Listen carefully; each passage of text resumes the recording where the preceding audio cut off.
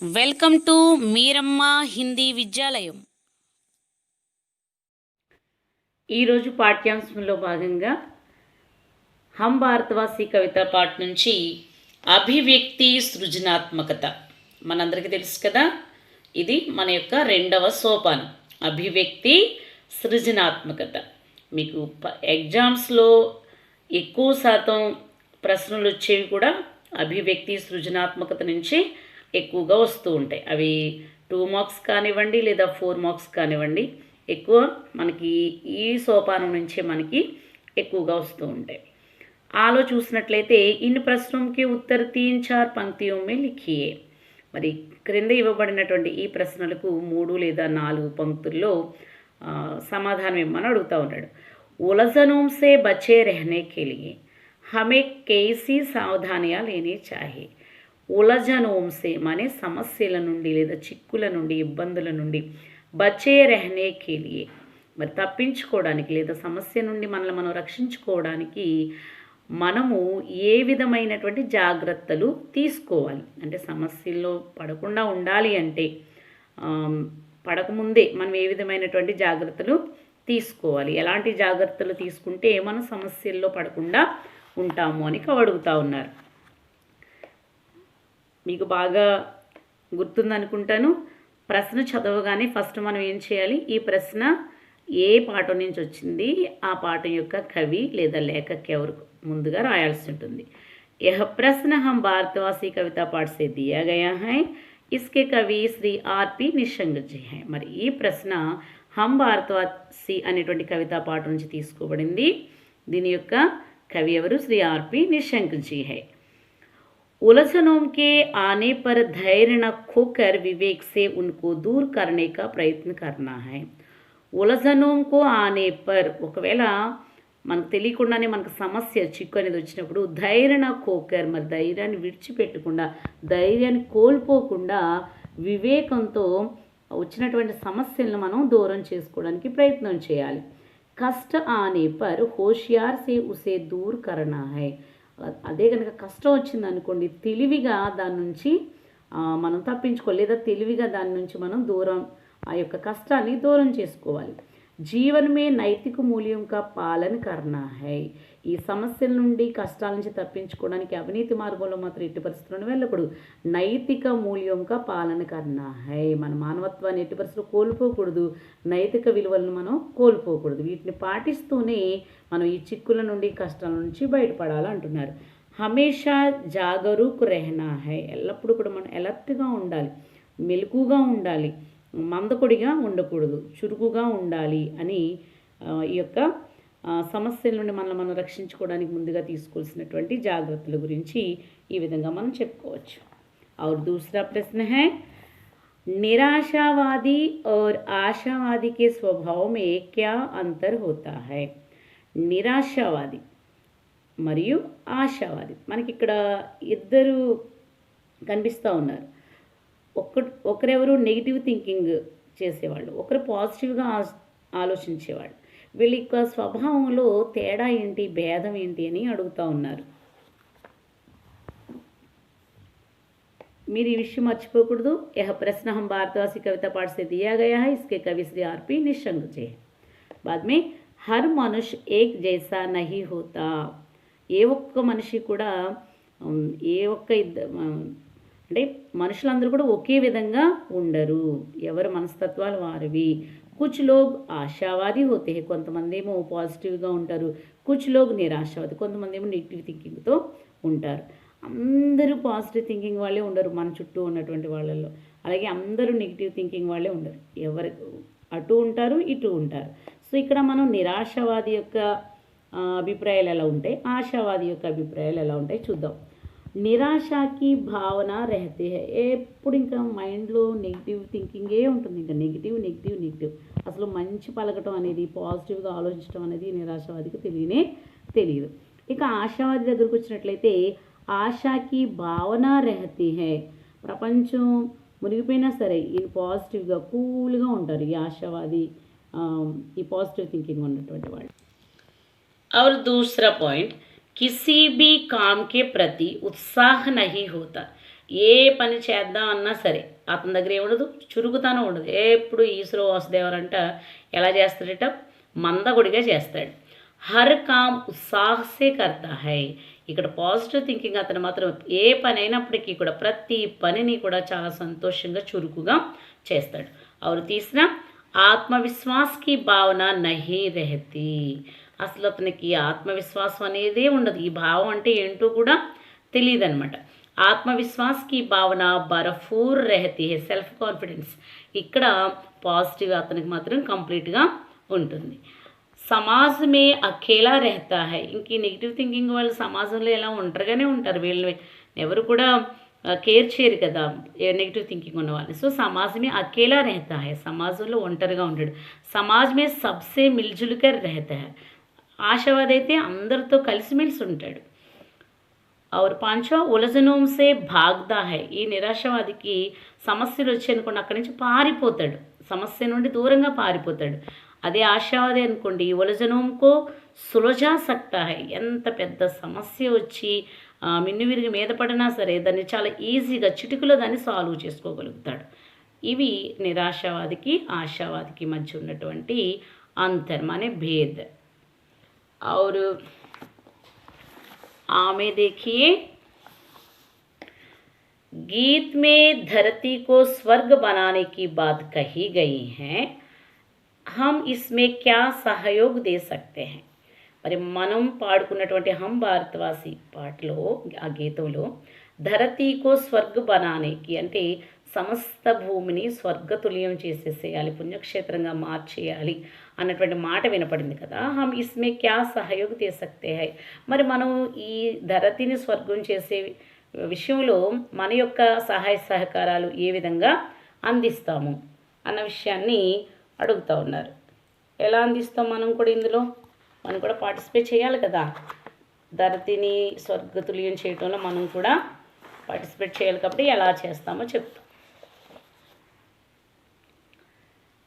यह बोलना मत. यह प्रश्न हम भारतवासी कविता पाठ से दिया गया है. इसके कवि श्री आर.पी. निशंक जी हैं. और जवाब, धरती को स्वर्ग बनाने के लिए मन में श्रद्धा और प्रेम दिखाएंगे. पहला क्या करेंगे हम, मन में श्रद्धा और प्रेम दिखाएंगे. ये दोनों क्या क्या है, श्रद्धा और प्रेम अद्भुत दृश्य है. इनको हम मन में श्रद्धा और प्रेम दिखाएंगे. और दूसरा ऊंच नीच की भेदभावना को दूर करके दिल में प्यार बसाएंगे. अमीर गरीब ये भेदभावना को दूर करके दिल में क्या बसाएंगे, प्यार बसाएंगे. नफरत की भावना को छोड़ देंगे. द्वेष भावाన్ని మనం ఏం చేస్తున్నాం, విడిచిపెట్టేస్తున్నాం. నిరాశ को दूर भगाकर विश्वास को जगाएंगे. మరి నెగిటివ్ ఏదైతే ఉందో ఆ నిరాశని దాన్ని దూరం చేసేసి మరి కాన్ఫిడెన్స్ అనేది దాన్ని మనం పెంచుకుంటాం. ఉలజనంకో సులझाएंगे. సమస్యల నుండి మనం ఈజీగా వాటిని పరిష్కరిస్తాం. జీవన్ మార్గమే భటక్ హుయే లోగోంకో సహీ రాస్తా దిఖాయేంగే. అంతేకాకుండా తమ జీవన గమ్యంలో ఎవరైతే దిక్కుతోచక అటు ఇటు తిరుగులాడుచున్నారో వాళ్ళకి సరైనటువంటి దారిని మనం చూపిస్తాం. ఇస్ ప్రకార్ ధరతీకో స్వర్గ బనానే మే హమ్ అప్నా సహయోగ్ దే సక్తే హై. మరి పైన చెప్పబడిన విధంగా మరి ఆ యొక్క భూమిని స్వర్గం చేసే విషయంలో లేదా విశ్వశాంతిని లేదా వసుదైక కుటుంబ స్థాపనలో మన యొక్క సహాయ సహకారాలు ఈ విధంగా ఇస్తాము అని చెప్తూ ఉన్నాం. और इमे देखिए, ये प्रश्न है, विश्व शांति की राह में समर्पित किस महान व्यक्ति का साक्षात्कार आप लेना चाहते हैं. साक्षात्कार में उनसे पूछे जाने वाले प्रश्नों की एक सूची तैयार कीजिए. विश्व शांति की राह में समर्पित అంటే ప్రపంచ శాంతిని సాధించడంలో వాళ్ళ జీవితాలను సమర్పించుకున్నటువంటి కిస్ మహాన్ వ్యక్తిగా సాక్షాత్కార్ ఆప్ లేనా చాతే. మరి ఏ వ్యక్తి యొక్క సాక్షాత్కారం అనే ఇంటర్వ్యూ, ఒక విశ్వశాంతిని స్థాపించడంలో పాటుపడినటువంటి ఒక మహా వ్యక్తిని గురించి నువ్వు ఇంటర్వ్యూ చేయబోతున్నావు అనుకోండి. మీరు ఇంటర్వ్యూ చేస్తున్నారు, మీరే వెళ్ళి అతన్ని ఇంటర్వ్యూ చేస్తున్నారు. సో అలా ఇంటర్వ్యూ చేస్తున్నప్పుడు మీరు అతన్ని మీరు చేస్తున్న ఇంటర్వ్యూలో ఏ ఏ ప్రశ్నలు అతను అడుగుతారో తయారు చేసి చూపించండి అంటున్నాడు. देखिए, यह क्या ना बोलना है, यह प्रश्न हम भारतवासी कविता पाठ से दिया गया है। इसके कवि श्री आरपी निशंक जी है। और जवाब है, मैं विश्व शांति की राह में समर्पित किए हुए विख्यात नेता से साक्षात्कार लेना चाहता हूँ। మరి నేనేం చేయబోతున్నాను, విశ్వశాంతి మార్గంలో తన జీవితాన్ని సమర్పించుకున్నటువంటి ఒక విఖ్యాతమైనటువంటి నాయకుడి యొక్క ఇంటర్వ్యూ నేను చేయాలనుకుంటున్నాను. वे प्रश्न इस प्रकार है, అడగబోతున్న ప్రశ్నలు ఈ విధంగా అడుగుతాను. ఏమని అడుగుతాను, విశ్వశాంతి సే ఆప్కా మతలబ్ క్యా హై. అసలు విశ్వశాంతి అంటే మీ అభిప్రాయం ఏంటండి, అసలు మీ దృష్టిలో విశ్వశాంతి అంటే ఏంటి, దానికి ఎలా నిర్వచిస్తారు మీరు అని అడుగుతాం మొదటి ప్రశ్న. और दूसरा प्रश्न है, विश्व शांति की राह को चुनने की प्रेरणा आपको कैसे मिली. మరి ఈ విశ్వశాంతి మార్గాన్ని ఎంచుకోవటంలో, ఈ మార్గంలో నడవాలని మీరు ఎలా ఎంపిక చేసుకున్నారు, అసలు ఈ ప్రేరణ మీకు ఎవరిచ్చారు, ఎక్కడి నుంచి లభించింది, మీకు ఎలా లభించింది, మీకు ఎలా అనిపించింది, అసలు ఈ దారిలో వెళ్ళాలని, ఈ మార్గాన్ని ఎంచుకోవాలని మీకు ఎలా అనిపించింది అని అడుగు. और तीसरा प्रश्न है, इस राह में आपको किन कठिनाइयों का सामना करना पड़ा. మరి మీరు ఈ విశ్వశాంతిని సాధించే మార్గంలో వెళ్తున్నప్పుడు మీకు ఎలాంటి కఠినమైన సమస్యలను మీరు ఎదుర్కొన్నారు, ఎలాంటి వారు మీరు ఫేస్ చేశారు అని అడుగు. और चौथा, इस राह में चलते समय आपके अनुभव क्या है. ఈ విశ్వశాంతిని స్థాపించడంలో మీరు ఈ మార్గం గుండా వెళ్తున్నప్పుడు మీ యొక్క అనుభవాలు ఏంటి, ఎలాంటి అనుభవాలు మీకు ఎదురయ్యాయి. और पांचवा, विश्व शांति की स्थापना के लिए देश को आप क्या संदेश देना चाहते हैं. మరి మీరు విశ్వశాంతిని స్థాపించడంలో మంచి గొప్ప నేతగా, ముఖ్యత వ్యక్తిగా ఇవాళ దేశంలో మీరు ఉన్నారు కదా. సో దేశానికి మీరు ఏ విధమైనటువంటి సందేశాన్ని ఇస్తారు, ఎలాంటి సందేశాన్ని మీరు దేశానికి, దేశ పౌరులకి, అలాగే మాలాంటి విద్యార్థులకి మీరు ఎలాంటి సందేశాన్ని ఇస్తారు ఈ విశ్వశాంతికి సంబంధించి. సో ఈ విధమైనటువంటి ప్రశ్నలు నేను సాక్షాత్కారాలు అడుగుతాను అని మీ సమాధానం ఈ విధంగా రాయాల్సి ఉంటుంది. और ये सत्य, अहिंसा, त्याग आदि भावनाओं का हमारे जीवन में क्या महत्व है. మనం కవితలో నేర్చుకున్నాం సత్యము, అహింస, త్యాగము. ఈ భావాల యొక్క ఈ భావాలు మన యొక్క జీవితంలో ఏ విధమైనటువంటి స్థానాన్ని నిలబెడతాయి. సో ఎలా ఇవి మన జీవితంలో ఇన్క్లూడ్ అయి ఉంటాయి, వీటి వల్ల ఉపయోగాలు ఏంటి అన్నట్టుగా మనం రాయాల్సి ఉంటుంది. यह प्रश्न हम भारतवासी कविता पाठ से दिया गया है. इसके कवि श्री आरपी निशंक जी. सत्य, अहिंसा, त्याग आदि भावनाओं का विकास ही नैतिक विकास है. ఈ సత్యము, అహింస, త్యాగము ఈ భావాల యొక్క అభివృద్ధి అంటే ఏంటి, నైతిక విలువలను వికసింపజేసుకోవటమే, నైతిక వికాసమే. ఇవన్నీ ఉన్నాయంటే ఏంటి, మానవత్వం మనలో పరిమళించిందని అర్థం. సచ్ పాలన సే మన స్వచ్ఛ रहता है. ఎప్పుడైతే మనం సత్యానికి కట్టుబడి నీతి మార్గంలో వెళ్తున్నామో అప్పుడు మన మనసు ఎలా ఉంటుంది, చాలా స్వచ్ఛంగా, నిర్మలంగా ఉంటుంది.